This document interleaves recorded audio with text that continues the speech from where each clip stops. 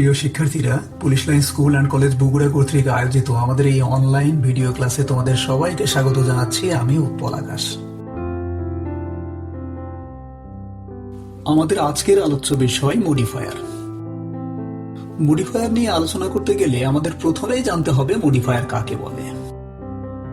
Modifier হচ্ছে এমন একটি শব্দ যে শব্দটি কোনো নাউন, অ্যাডজেক্টিভ, অ্যাডভার্ব অথবা অন্য কোনো শব্দের অর্থকে কিছুটা প্রভাবিত করে, অর্থাৎ শব্দটির অর্থ কিছুটা পরিবর্তন করিয়ে দেয়। যেমন উদাহরণ হিসেবে এখানে আমি প্রথমে লিখেছি এ বয়। এ বয় অর্থ একটি বালক। এখানে কোনো মডিফায়ার নেই, কিন্তু যদি আমি বলি এ গুড বয়, তাহলে দেখো মিনিংটা হচ্ছে একটি ভালো বালক। এই ক্ষেত্রে বয় শব্দটির সঙ্গে গুড শব্দটা যোগ হওয়ার ফলে বয় শব্দটির অর্থ পরিবর্তন হয়ে যাচ্ছে। সেই ক্ষেত্রে মিনিংটি হচ্ছে একটি ভালো ছেলে। তাহলে আমরা বুঝতে পারছি মডিফায়ার একটি শব্দের অর্থকে প্রভাবিত করে। শিক্ষার্থীরা, আমরা তো মডিফায়ার সম্পর্কে জানলাম। এই মডিফায়ার দুই প্রকারের, প্রি মডিফায়ার এবং পোস্ট মডিফায়ার। প্রি শব্দের অর্থ হচ্ছে পূর্বে, আর পোস্ট শব্দের অর্থ হচ্ছে পরে। তাহলে শব্দের অর্থ থেকেই তোমরা ধারণা পাচ্ছ প্রি মডিফায়ার কি হবে আর পোস্ট মডিফায়ার কি হবে। হ্যাঁ, প্রি মডিফায়ার হচ্ছে সেই মডিফায়ার যেটি কোনো শব্দকে প্রভাবিত করার জন্য, অর্থাৎ কোনো শব্দের অর্থকে পরিবর্তন করার জন্য ওই শব্দটির পূর্বে বসবে। অপরদিকে পোস্ট মডিফায়ার জাস্ট অপোজিট, অর্থাৎ যে শব্দটাকে প্রভাবিত করবে তার পরে বসবে। উদাহরণ হিসেবে দেখো, আমি লিখেছি you are an intelligent girl. এখানে ইন্টেলিজেন্ট শব্দটি দিয়ে আমি গার্ল শব্দটির অর্থকে প্রভাবিত করছি এবং গার্ল এর আগে বসিয়েছি। সে কারণে আমি ইন্টেলিজেন্টকে বলতে পারবো প্রি মডিফায়ার। ঠিক একইভাবে আমার পরের উদাহরণে আমি লিখেছি হি ওয়ার্কস ফার্স্ট। এই ক্ষেত্রে ওয়ার্ক ভার্বটিকে প্রভাবিত করার জন্য আমি ফার্স্ট শব্দটিকে তার পরে বসিয়েছি, অর্থাৎ এটি পোস্ট মডিফায়ার। তাহলে শিক্ষার্থীরা, তোমরা মডিফায়ার কাকে বলে, মডিফায়ার কত প্রকার, প্রি মডিফায়ার কি, পোস্ট মডিফায়ার কি, এটা নিয়ে ধারণা পেলে। চলো এবার এগিয়ে যাওয়া যাক। আজকে আমি বোর্ড কোশ্চেন নিয়ে আলোচনা করব। বোর্ডের প্রশ্নগুলোকে বিশ্লেষণ করলে দেখবে কয়েক ধরনের মডিফায়ার বোর্ড কোশ্চেন এ বারবার করে ব্যবহার করতে বলা হয়। তাই বোর্ড কোশ্চেন সমাধান এর পূর্বে আমরা সেই কমন মডিফায়ারের আইটেমগুলো নিয়ে প্রথমে আলোচনা করব। প্রিয় শিক্ষার্থীরা, আমাদের বোর্ড কোশ্চেন এ যে প্রকারের মডিফায়ার সবচেয়ে বেশি বার চাওয়া হয় সেটা হচ্ছে মডিফাইং দ্য নাউন, এবং প্রশ্ন হিসেবে থাকে প্রি মডিফাই দ্য নাউন। এখানে প্রি মডিফাই দ্য নাউন এই ফ্রেজটিকে বিশ্লেষণ করলেই তোমরা বুঝতে পারবে যে এখানে কি ব্যবহার করতে হবে। প্রি শব্দের অর্থ পূর্বের, যেটা নিয়ে আমরা আগে আলোচনা করেছি। আর মডিফাই দ্য নাউন, তোমরা জানো যে নাউনকে মডিফাই করে অ্যাডজেক্টিভ, অর্থাৎ এখানে আমাদের ব্যবহার করতে হবে একটি অ্যাডজেক্টিভ যেটি আমাদের কাঙ্ক্ষিত নাউনের পূর্বে বসবে। যেমন এখানে আমি একটি সেন্টেন্স লিখেছি, it is a beautiful bird. এখানে বার্ড শব্দটিকে মডিফাই করার জন্য আমি বিউটিফুল শব্দটি তার পূর্বে বসিয়েছি, অর্থাৎ এখানে আমি বার্ড শব্দটিকে প্রি মডিফাই করেছি অ্যাডজেক্টিভ বিউটিফুল দিয়ে। তাহলে আমরা শর্তটা পূরণ করেছি। এবার আসো আরেকটি কমন আইটেম ইন্টেন্সিফায়ার নিয়ে আলোচনা করা যাক। ইন্টেন্সিটি শব্দের অর্থ হচ্ছে তীব্রতা। ইন্টেন্সিফাই মানে তাহলে তীব্রতা বৃদ্ধি করা। তাহলে ইন্টেন্সিফায়ার শব্দের অর্থ হবে তীব্রতা বর্ধক, অর্থাৎ যার মাধ্যমে কোনো কিছুর তীব্রতা বাড়িয়ে দেওয়া হয়। ইন্টেন্সিফায়ার হিসেবে সাধারণত আমরা অ্যাডভার্ব ব্যবহার করে থাকি। যেমন ইন্টেন্সিফায়ার গুলোর মধ্যে আছে absolutely, completely, extremely, highly, rather, so, too, totally, utterly, very, etcetera. তবে তোমাদের বোর্ড এর কোশ্চেন এ যেভাবে প্রশ্নগুলো করা থাকে সেখানে ভেরি শব্দের প্রয়োগটা সবচেয়ে বেশি। তাই ইন্টেন্সিফায়ারের প্রশ্ন আসলেই প্রথমেই দেখবে যে ভেরি শব্দটা দিয়ে তুমি কাজ চালাতে পারো কিনা। আমার মনে হয় সমাধানটা হয়ে যাওয়ার কথা। আর ভেরি না পেলে সেই ক্ষেত্রে অন্যান্য শব্দগুলো থেকে তোমরা চিন্তা করে দেখতে পারো। উদাহরণটি লক্ষ্য করলে দেখবে এখানে লেখা আছে it is a very beautiful bird.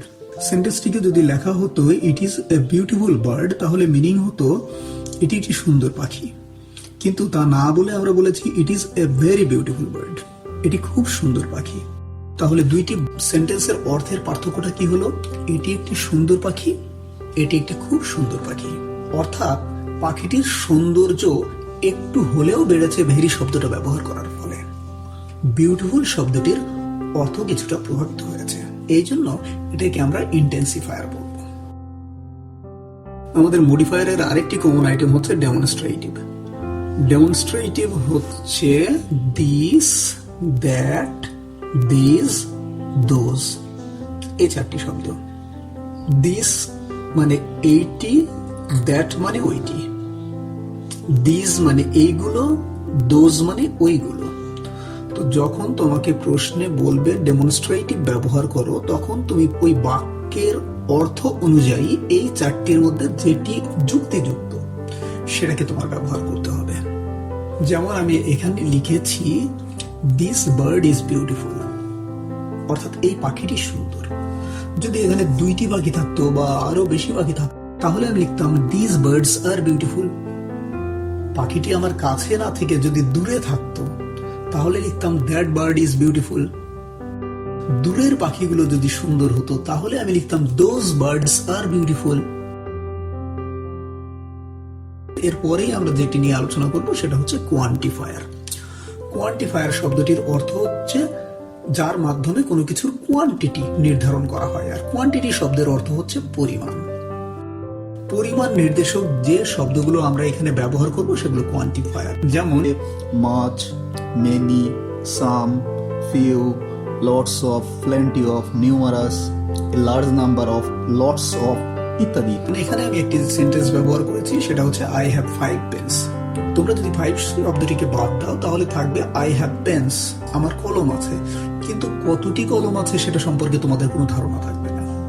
এবার 5 শব্দটিকে নিয়ে চিন্তা করো, আমার 5টি কলম আছে। তাহলে দেখো একটা সুনির্দিষ্ট সংখ্যা তুমি পাচ্ছ, অর্থাৎ কোয়ান্টিটি সম্পর্কে ধারণা তুমি পাচ্ছ। এটাই কোয়ান্টিফায়ার। 1, 2, 3 এই জাতীয় নাম্বার ছাড়াও কোয়ান্টিফায়ার হিসেবে ব্যবহৃত হয় সাম, এনি, মেনি, ফিউ, লিটল ইত্যাদি শব্দ। এরপরেই আমাদের আছে পজেসিভ। পজেসিভ প্রোনাউনের একটি রূপ। তোমরা জানো যে প্রোনাউনকে কয়েকটি ভাগে ভাগ করা যায়, তার মধ্যে একটি হচ্ছে possessive. Nominative, objective, possessive, double possessive. I এর পজেসিভ রূপ মাই, উই এর পজেসিভ রূপ আওয়ার, ইউ এর ইউর, হি এর জন্য আমরা ব্যবহার করি হিজ, শি এর জন্য ব্যবহার করি হার, দে এর জন্য ব্যবহার করি দেয়ার, ইট এর জন্য পজেসিভ হিসেবে ব্যবহার করি ইটস। এগুলো সাধারণত কারো মালিকানা বোঝানোর ক্ষেত্রে ব্যবহৃত হয়। যেমন এখানে আমি একটি সেন্টেন্স ব্যবহার করেছি, দিজ আর মাই ল্যাপটপস। মাই শব্দটি বাদ দাও, দিজ আর ল্যাপটপস।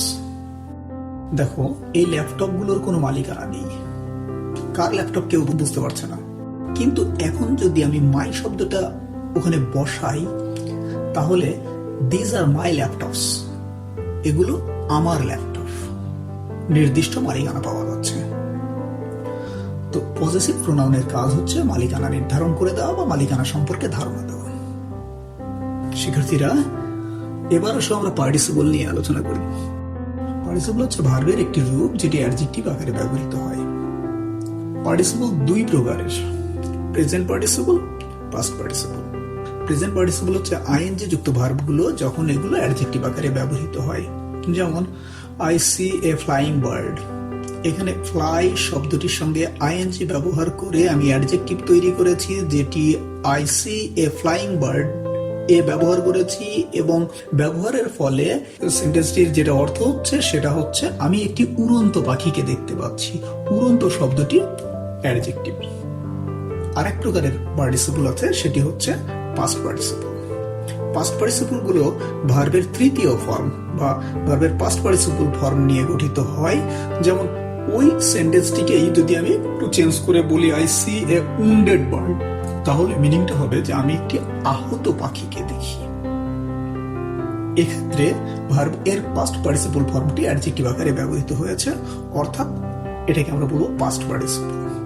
তো যখন আমাদের পার্টিসিপল ব্যবহার করতে বলবে তখন আমরা চিন্তা করব যে এই সেন্টেন্সটিকে মডিফাই করার জন্য প্রেজেন্ট পার্টিসিপল লাগবে না পাস্ট পার্টিসিপল লাগবে। প্রেজেন্ট পার্টিসিপল দিয়ে আমরা সাধারণত সেই সকল নাউনকে মডিফাই করি যে নাউনগুলো নিজেরাই ওই ভার্বের কাজটি করে থাকে। যেমন আমাদের আগের উদাহরণটি ছিল I see a flying bird. Fly এর কাজটা করছে ওই পাখিটি, অর্থাৎ এটাকে মডিফাই করার জন্য আমার দরকার প্রেজেন্ট পার্টিসিপল। কিন্তু যদি আমি বলি I see a wounded bird, তাহলে দেখো ওই পাখিটি নিজে কিন্তু নিজেকে আহত করে নাই, অন্য কারো দ্বারা আহত হয়েছে। আমরা যখন এরকম প্যাসিভ সেন্সের মিনিং পাবো তখন ব্যবহার করব পাস্ট পার্টিসিপল, আর যখন অ্যাক্টিভ সেন্সের মিনিং পাবো তখন ব্যবহার করব প্রেজেন্ট পার্টিসিপল। আমাদের পরের আইটেমটি হচ্ছে নাউন অ্যাডজেক্টিভ। আমরা নাম থেকেই বুঝতে পারছি যে এখানে কি ব্যবহার করতে হবে। আমাদের এমন একটি শব্দ ব্যবহার করতে হবে যেটি নাউন, কিন্তু শব্দটিকে এমন ভাবে প্রয়োগ করতে হবে যে যেটি অ্যাডজেক্টিভের কাজ করবে। যেমন এখানে লেখা আছে I have a mango tree. তোমরা জানো ম্যাঙ্গো শব্দটি কিন্তু নাউন, কিন্তু আমি এখানে অ্যাডজেক্টিভ হিসেবে ব্যবহার করেছি। আমি যদি বলি I have a tree, meaning হচ্ছে আমার একটি গাছ আছে, কিন্তু তা না বলে আমি বলেছি I have a mango tree, আমার একটি আম গাছ আছে। দেখো এই ক্ষেত্রে আম শব্দটি কিন্তু অ্যাডজেক্টিভ আকারে ব্যবহৃত হয়েছে। এইভাবে যখন কোনো নাউন অ্যাডজেক্টিভ আকারে কাজ করবে তখন আমরা তাকে বলবো নাউন অ্যাডজেক্টিভ। এর পরের আইটেমটি মডিফাই দ্য ভার্ব। এটা একটু কমন আইটেম। ভার্বকে মডিফাই করতে পারে কে, চিন্তা করো, অ্যাডভার্ব। তাহলে এখানে একটি অর্থপূর্ণ অ্যাডভার্ব ব্যবহার করলেই চলছে। যেমন এখানে উদাহরণ হিসেবে লেখা আছে হি ওয়াকস স্লোলি। স্লোলি শব্দটা ব্যবহারের ফলে তার হাঁটার গতিটা কিন্তু থেমে গিয়েছে, অর্থাৎ আমরা ভার্বটিকে মডিফাই করতে পেরেছি। আমাদের এবারের আইটেমটি ইনফিনিটিভ ফ্রেজ। ইনফিনিটিভ ফ্রেজ বুঝতে গেলে আমাদের প্রথমে ধারণা থাকা লাগবে ইনফিনিটিভ কাকে বলে। টু যুক্ত ভার্বের বেস ফর্মগুলোকে আমরা ইনফিনিটিভ বলি। আর যখন এই ইনফিনিটিভের সঙ্গে অন্য কোনো একটি শব্দ যুক্ত হয়ে ফ্রেজ গঠিত হয় তখন সেটাকে আমরা ইনফিনিটিভ ফ্রেজ বলি। যেমন এখানে উদাহরণ হিসেবে আমি বলতে পারি টু রিড, এটা ইনফিনিটিভ।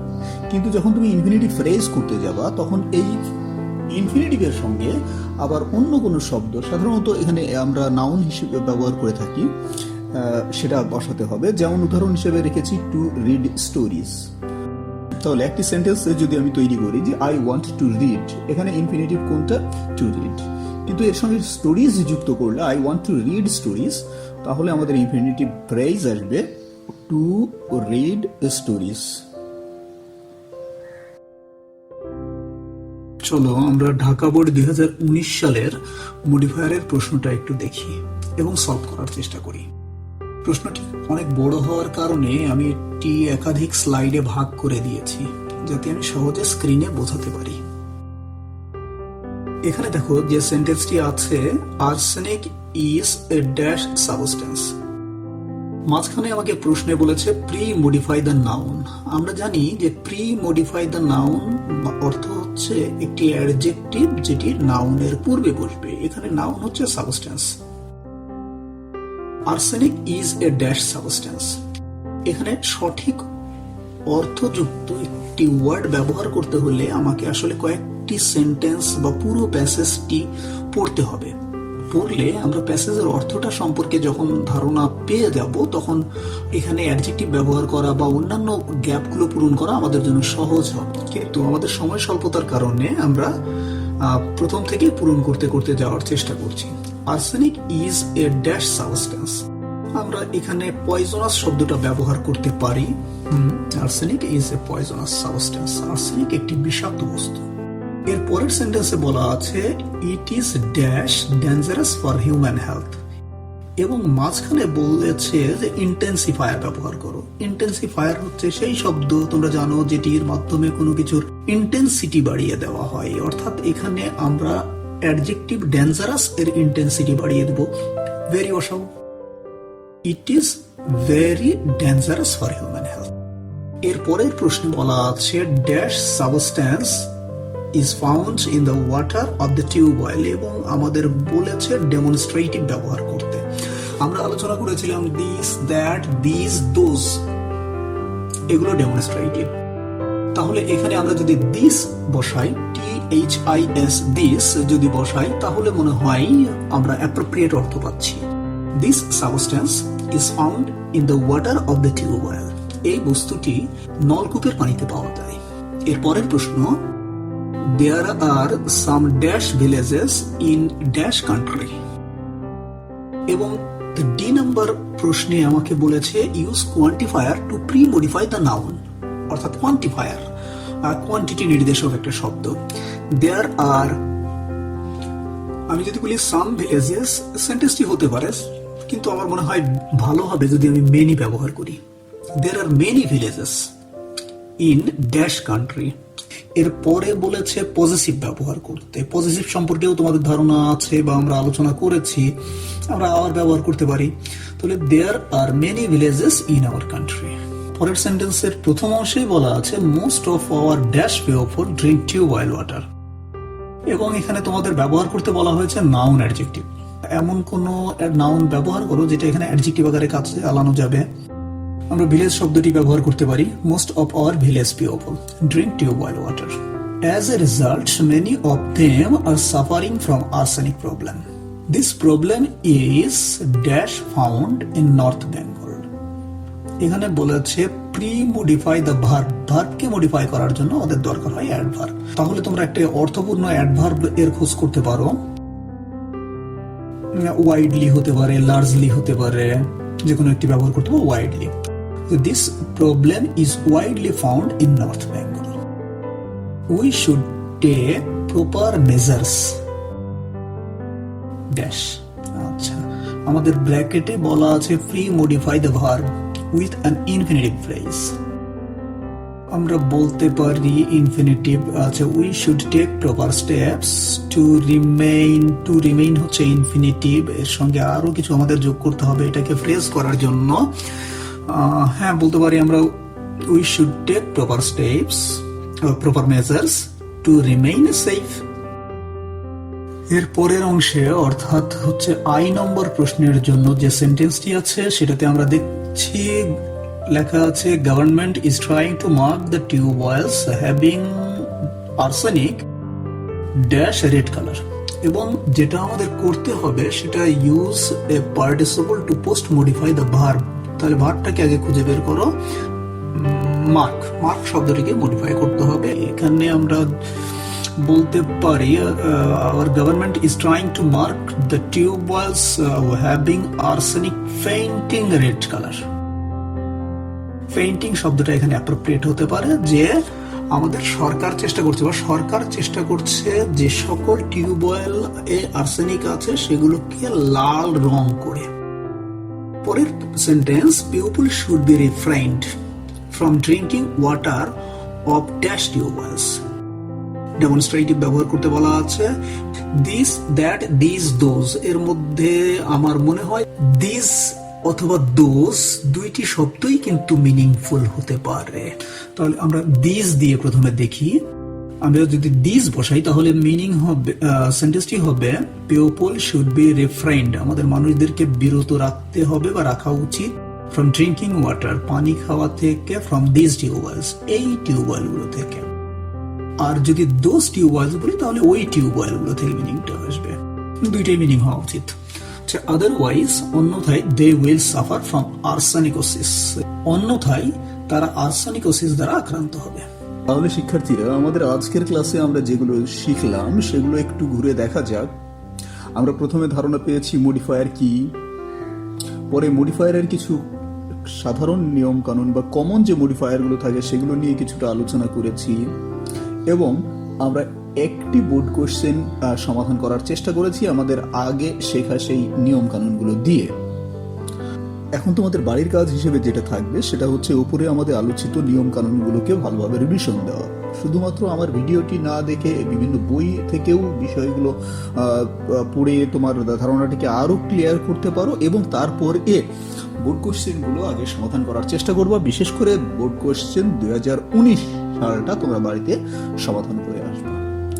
তাহলে শিক্ষার্থী বন্ধুরা, আজকের এই ভিডিও ক্লাসে উপস্থিত হওয়ার জন্য তোমাদের সবাইকে ধন্যবাদ। আমি আবার আসবো এবং আবার কথা হবে। সেই পর্যন্ত তোমরা সবাই সুস্থ ও নিরাপদে থাকো, বাড়িতে থাকো, আমাদের পরিবেশ, আমাদের পরিবার, আমাদের রাষ্ট্রকে নিরাপদে রাখো, এই আশা ব্যক্ত করেই আমি আজকের ক্লাসটা এখানে শেষ করছি।